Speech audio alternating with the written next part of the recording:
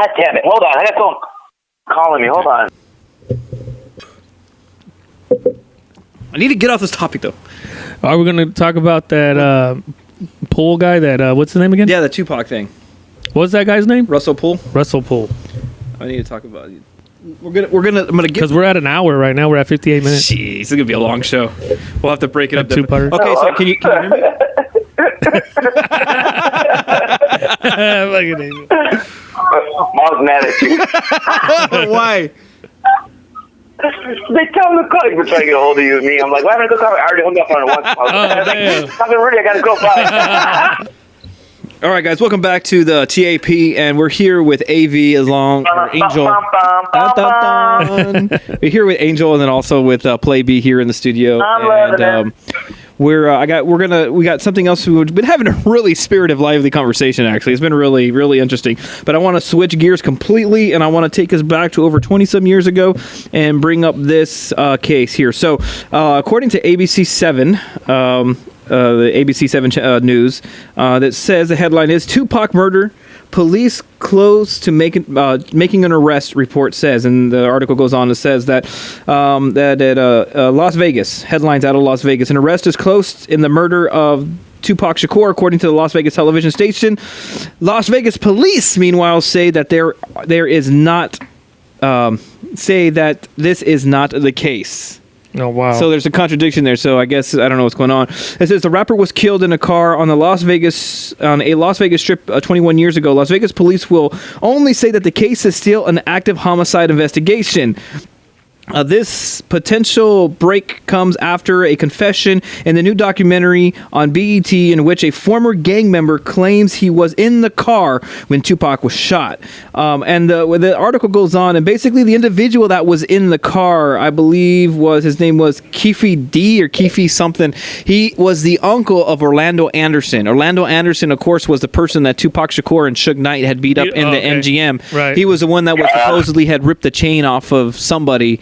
Had stolen, tried to steal. That's how that whole beef started? Yeah, so I guess what happened was they saw him inside the MGM, and then they all decided to beat him up. So, and then, way that the story was laid out, there was a book out by Greg Kading, I believe, and he was one of the investigators after Russell Poole, who concluded that it was Orlando Anderson who was the one that killed Tupac, and basically just said that way. There's nothing else to it. It was just a rival gang killing. It was retaliation for what had happened in the MGM Grand, and case closed. But sadly, the arrest was never made, and actually, Orlando Anderson died 2 years after Tupac's murder. So. You think they took him out? So no, I maybe, but the thing is, though, this is kind of like it would really be a huge disappointment if nothing really comes out of it. Like if that ended up being the case, it was just Orlando Anderson being the killer. But I had been uncovering some other things. Came across some videos and documentaries and documents from actually a investigator by the name of Russell Poole, who was a former LAPD detective who was actually in charge of the Notorious B.I.G. murder. And in his investigation, he started noticing that there was a lot of police corruption or maybe LAPD involvement in the Notorious B.I.G. killing. And he started digging further, started pulling out names, started pulling out incidences. He started realizing there was a connection between the Tupac and Biggie, but it had nothing to do with the narrative that was put in there, like this whole East Coast, West Coast rivalry. That ended up being what caused the death of both these rappers. But the reality is that it's not that. And like his final conclusion was that there was a guy who was... that actually police were heavily involved. There was a lot of off-duty LAPD. Yeah, because they were working as security for Death Row, right? Security for Death Row, and there's that whole speculation. So the thought goes is that the night that Tupac was murdered, the actual target was Suge Knight, because the lead security guard over the whole Death Row thing was a guy by the name of Reggie Wright Jr., and he was a former Compton police officer who then became a sheriff deputy or whatever. Then he was good friends with Suge Knight from back in the day. So there was some ties there. And then also, so it just goes back that there were a number of different off-duty officers, names like David Mack, Rafael Perez, and just all these different types of things. There was actually another officer by the name of Kevin Gaines. And I think David Mack and Kevin Gaines actually were arrested after a bank robbery years later.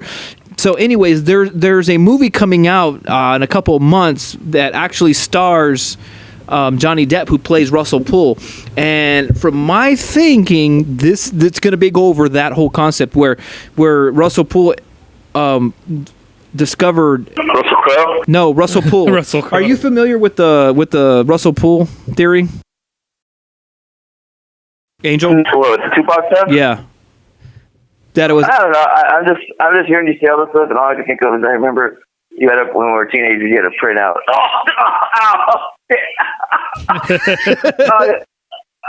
He jumped on my bed. Oh, God. So, but anyway, so like I shared some things with you, B, about this whole thing, about like looking into this and how this whole conspiracy kind of unraveled where Russell Poole started noticing, and that's one of the he got pushed out of the LAPD because he started going to his superiors and being like, hey, I'm finding police involvement, like these officers that are working for Death Row. You know, Death Row is basically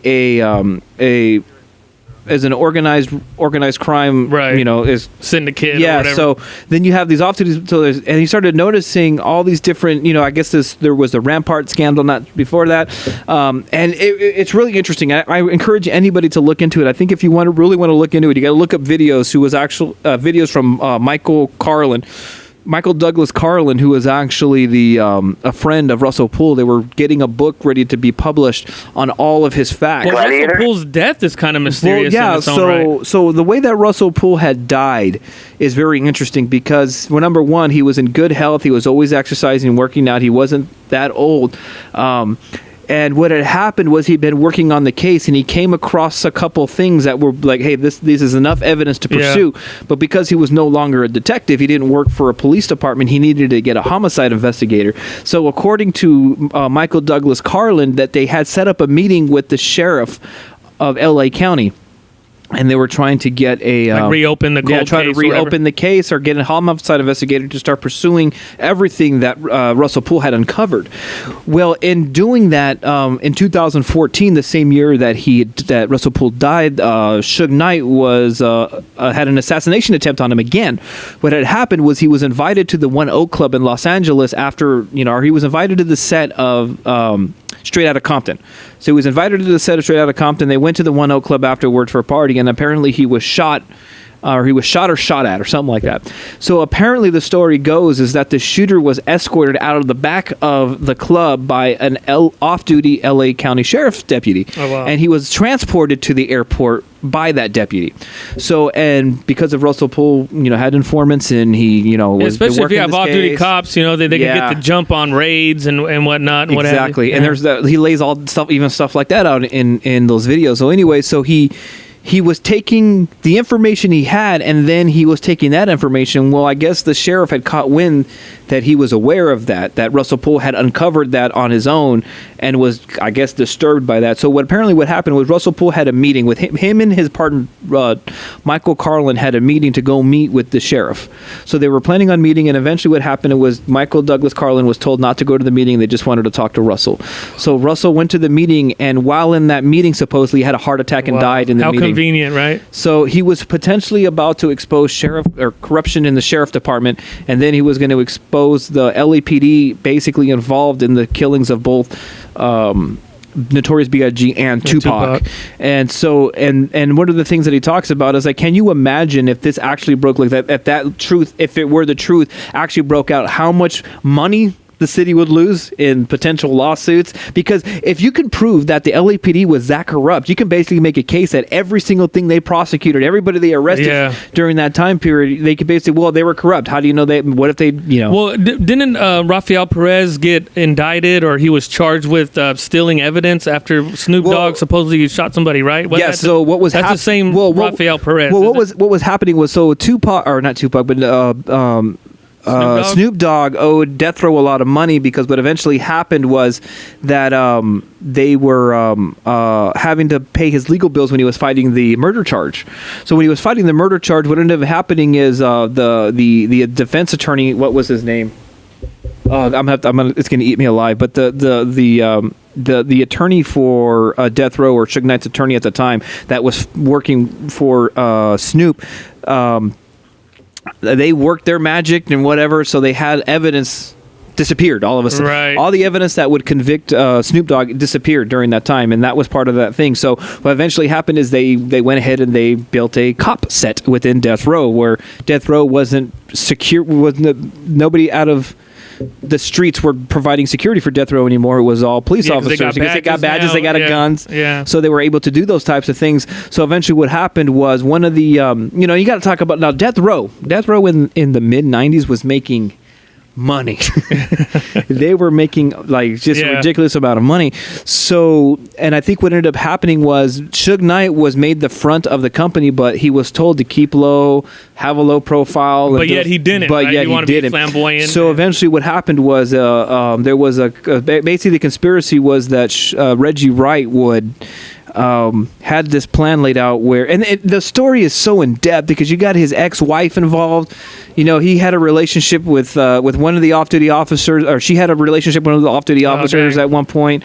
And there was a story where he actually took his ex-wife or soon-to-be ex-wife and the officer out to the middle of the desert in Vegas and left them there, dug a hole, and so there's just Suge Knight was basically rubbing a lot of people the wrong way. So basically break it down is they wanted him gone, and Reggie Wright Jr. was one of the people, and then also his dad Reggie Wright Sr. was also supposedly an accomplice in all this, supposedly allegedly, according to, and all this is allegedly because nothing has really been proven.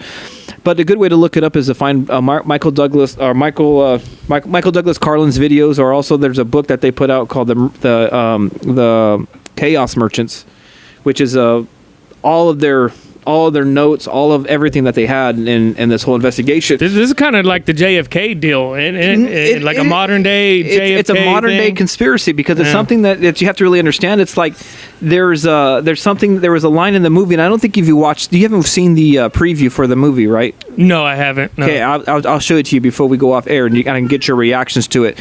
But one of the lines of the movie is like and Johnny Depp says one of these says this in his line is that a case like this doesn't go unsolved unless the police don't want it solved, basically. Right. And I think that's what you really have. How could you have Tupac Shakur, who was gunned down on the Las Vegas Strip? You have Notorious B.I.G., who was murdered outside the Peterson Automotive Museum. Where and it's just funny, like how the way everything worked out. So. Okay. And the way evidence too kind of just starts to evaporate and. Yeah, no, we can hear you. Okay, I kind of love her. I wasn't telling you guys. But anyway, Angel, have you seen? Do you know anything about all of these things we've been talking about right now? Not really. Okay, well, but I don't know. It's just not that interesting to me because it's like, I don't know. They're not gonna find this killer, man. This is just all. Like I was saying before, it's my daughter jumped on my nuts out of nowhere. Like, dude, she's out of nowhere, like from behind. I was laying on the couch and she like must have crawled from behind the couch right here and like. Did she hit it with her pinky toe? Cannonballed me. So, anyways, but hold on. I was saying though before. I remember you used to have remember the Machiavelli's internet thing had like 5-6 pages. No, yeah, I did. I did a report in high school called "The Theory of the Seven" because there was a lot of there was a lot of theory surrounding Tupac's death. Though he was murdered, or he faked his death, or it was some say he's coming back, or like a fake death. So there was just so. I mean, you could do a whole show outlining every theory there is about the Tupac and Biggie murders. I mean, it's just unreal. But that's how religion started. Oh, and then we even get to, how about we have you on this weekend and we actually talk about religion? Because I really wanted to hammer that point because you made a good point earlier today when you were talking. Let's talk a little bit right now about it. Let's give it like 10 minutes. Okay, hold on. Let's finish this up, right? Let's finish the whole Tupac thing up because I really want... Well, I want to actually do another show just dedicated to the Russell Poole theory and the whole investigation and everything because that's pretty interesting. And I think a lot of our listeners will be into that. Yeah. So I'm gonna pull up the video for the... Do you have another podcast, Jose? Do you have a podcast? No. This is the TAP. We joined the Servanthood and the TAP together. Oh, okay. How many viewers do you have right now? 1. No, 2. Our wives. No, we're not doing it live right now. We're not doing it live anymore. Are you guys not? No, because we don't have the capability of doing it live. Okay, I'm gonna show the video to I'm going to show him the preview to the movie City of Lies about the Russell Poole theory. No, that looks pretty good. Good thing I got my headphones on. Yeah, I just seen the trailer. Rev showed me the trailer, man. That looks pretty dope. It's something I think I can sink my teeth into. Yeah. But yeah, I actually want to come back to this subject a little later and check out the Russell Poole It's really thing. interesting, and anybody that hears this is probably interesting to look into because it would be. Like I said, we talk about conspiracy theories and we talk about like, you know, oppression, and this is one form of it that, you know, you could say that if police have too much power, that's what happens. But anyways, so I'd like to thank Angel for joining us.